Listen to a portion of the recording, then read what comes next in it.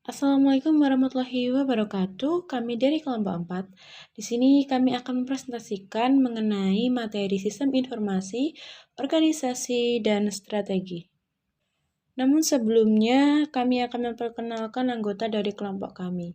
Yang pertama ada Dian Setiani dengan NIM 205221091, Putri Amalia Rizkyani dengan NIM 205221206, Dewi Ratnasari dengan NIM 205221299, dan yang terakhir ada Maya Trihartati dengan NIM 215221167. Pada materi kali ini terdapat 3 topik pembahasan. Yang pertama ada pengertian sistem informasi, organisasi, dan strategi. Yang kedua ada pengaruh sistem informasi pada organisasi dan bisnis. Dan yang terakhir ada penggunaan sistem informasi untuk keunggulan kompetitif. Yang pertama, pengertian sistem informasi, organisasi, dan strategi. Pengertian sistem informasi. Sistem informasi adalah suatu sistem yang menyediakan informasi untuk manajemen dalam mengambil keputusan dan juga untuk menjalankan operasional perusahaan, di mana sistem tersebut merupakan kombinasi dari orang-orang, teknologi informasi, dan prosedur-prosedur yang terorganisasi. Biasanya suatu perusahaan atau badan usaha menyediakan semacam informasi yang berguna bagi manajemen. Sebagai contoh, perusahaan toko buku mempunyai sistem informasi yang menyediakan informasi penjualan buku-buku setiap harinya, serta stok buku-buku yang tersedia.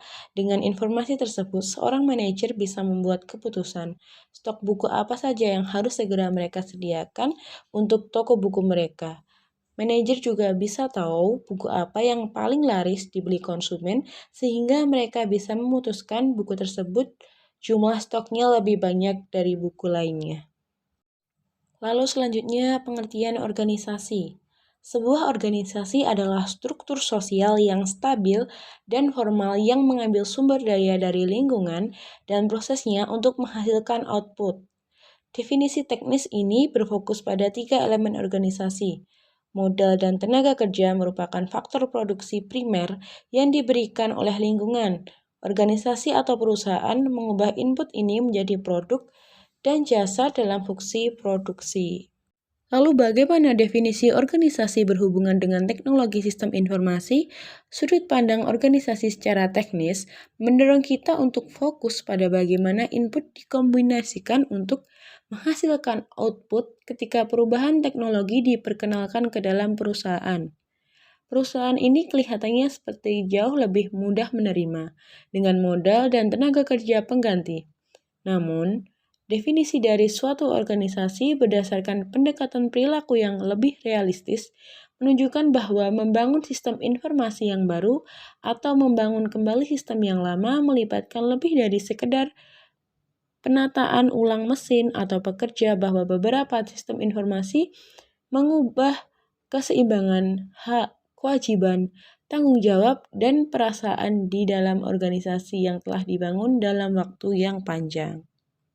Pengertian strategi menurut beberapa ahli, yang pertama menurut von Clausewitz, strategi adalah pengetahuan tentang penggunaan pertempuran untuk memenangkan peperangan. Kemudian menurut Halim, strategi adalah suatu cara di mana organisasi atau lembaga akan mencapai tujuannya sesuai dengan peluang-peluang dan ancaman-ancaman lingkungan eksternal yang dihadapi serta sumber daya dan kemampuan internal. Kemudian menurut Kaplan dan Norton, strategi adalah seperangkat hipotesis dalam model hubungan cause dan efek, yaitu suatu hubungan yang dapat diekspresikan melalui kaitan antara pernyataan if-then. Menurut Syahfrizal, strategi adalah cara untuk mencapai tujuan berdasarkan analisa terhadap faktor internal dan eksternal. Kemudian menurut Stepanika Marus, strategi didefinisikan sebagai suatu proses penentuan rencana para pemimpin puncak yang berfokus pada tujuan jangka panjang organisasi, disertai penyusunan suatu cara atau upaya bagaimana agar tujuan tersebut dapat dicapai. Kemudian menurut Hamel dan Prahalat pada tahun 1995, strategi merupakan tindakan yang bersifat inkremental atau senantiasa meningkat dan terus-menerus, serta dilakukan berdasarkan sudut pandang tentang apa yang diharapkan oleh para pelanggan di masa depan. Kemudian menurut Anonim, strategi adalah keselarasan strategi dengan kebutuhan dan kemampuan dikaitkan dengan upaya penguatan kemampuan kepemimpinan atau leadership, kewirausahaan atau entrepreneurship, dan pengelolaan atau managerialship. Selanjutnya, pengaruh sistem informasi pada organisasi dan bisnis. Jadi, sistem informasi telah menjadi alat bantu yang integral, online, serta interaksi yang dilibatkan setiap saat dalam kegiatan operasional dan pengambilan keputusan kepada perusahaan-perusahaan besar. Selanjutnya yaitu dampak ekonomi. Dari sudut pandang ekonomi, teknologi informasi mengubah biaya modal dan biaya informasi yang bersifat relatif atau tidak langsung, tergantung pada kondisi tertentu. Sistem informasi dapat dipandang sebagai faktor produksi yang menggantikan modal dan tenaga kerja tradisional. Dengan adanya teknologi informasi juga mempengaruhi biaya dan kualitas informasi serta mengubah nilai ekonomis suatu informasi. Yang selanjutnya yaitu dampak organisasi dan perilaku. Yang pertama, teknologi informasi atau TI memeratakan organisasi. Dalam pernyataan ini menyatakan bahwa teknologi informasi memfasilitasi pemerataan hierarki dalam suatu perusahaan dengan memperluas distribusi informasi guna memberdayakan karyawan di level bawah dan meningkatkan efisiensi manajemen. Yang kedua yaitu organisasi pasca industri. Dalam masyarakat pasca era industri, peningkatan wewenang bergantung pada pengetahuan dan kompetensi, bukan hanya berdasarkan posisi formal. Bentuk organisasi semakin merata karena pada pekerja profesional cenderung dapat mengelola dirinya sendiri. Dan yang ketiga yaitu memahami penolakan organisasi terhadap perubahan. Terdapat beberapa cara untuk memvisualisasikan penolakan organisasi yang saling berhubungan untuk membawa perubahan dengan mengubah teknologi, tugas, struktur, dan orang-orang secara bersamaan. Pengaruh sistem informasi pada organisasi dan bisnis. Yang pertama yaitu internet dan organisasi.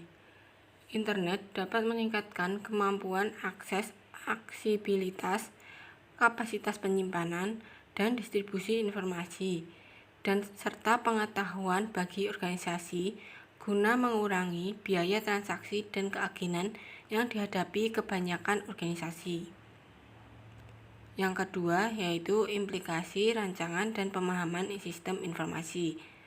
Agar mampu memberikan manfaat, sistem informasi harus dibangun dengan suatu pemahaman yang jelas atas organisasi tempat sistem itu diterapkan, dan bagaimana sistem informasi secara tepat memberikan kontribusi untuk pengambilan keputusan manajerial.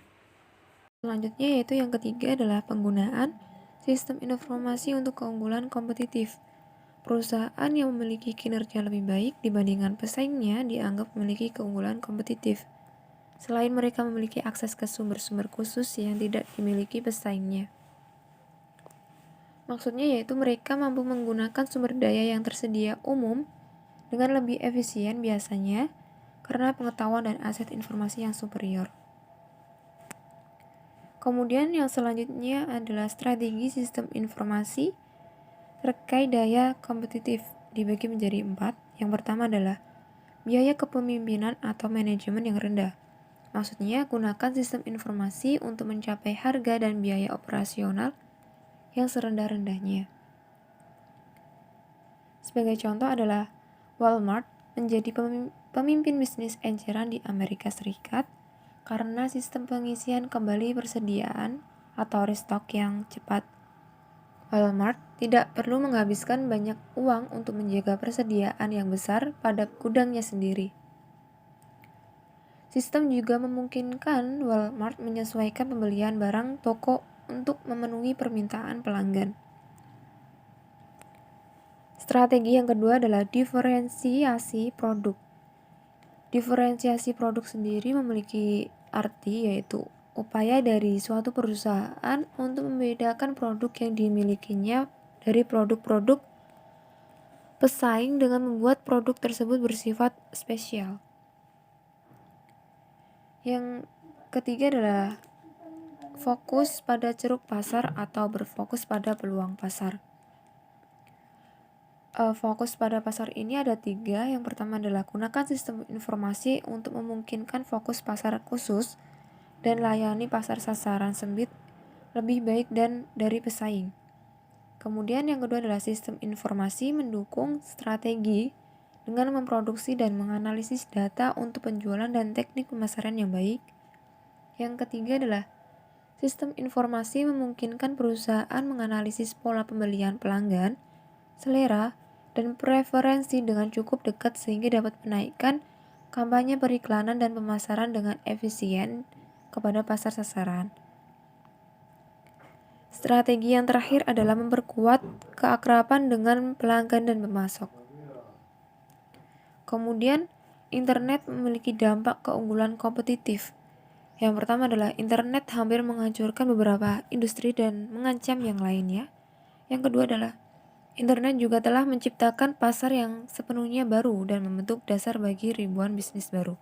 Sebagai contoh, industri ensiklopedia, cetakan, dan industri agen perjalanan hampir dikalahkan oleh ketersediaan pengganti melalui internet. Serupa dengan hal tersebut, internet juga memiliki dampak signifikan pada eceran, musik, buku, broken, dan industri koran. Karena internet, daya kompetitif yang dimiliki perusahaan tradisional masih bisa digunakan dalam beroperasi, tetapi persaingan kompetitif menjadi semakin ketat dewasa ini. Sekian presentasi dari kelompok kami. Kurang lebihnya kami mohon maaf. Wassalamualaikum warahmatullahi wabarakatuh.